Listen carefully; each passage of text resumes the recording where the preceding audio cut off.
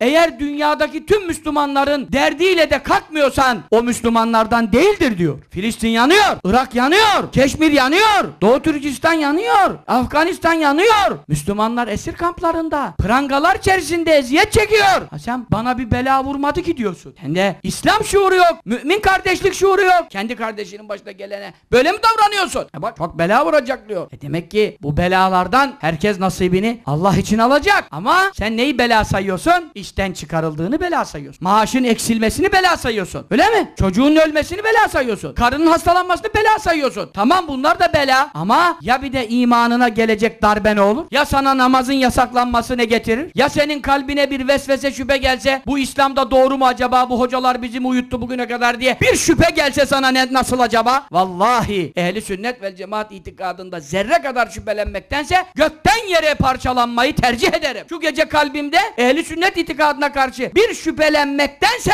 her şeyimi kaybetmeyi yeğlerim. Öyle misiniz? Laflan olmaz. Hissedin, yaşayın, tadın. Ne zenginliklere sahipsiniz, ne nimetlere sahipsiniz. Sizden akıllıların, sizden zenginlerin, sizden güzellerin, sizden meşhurların sahip olmadığı tam bir halis ehli sünnet itikadına sahipsiniz.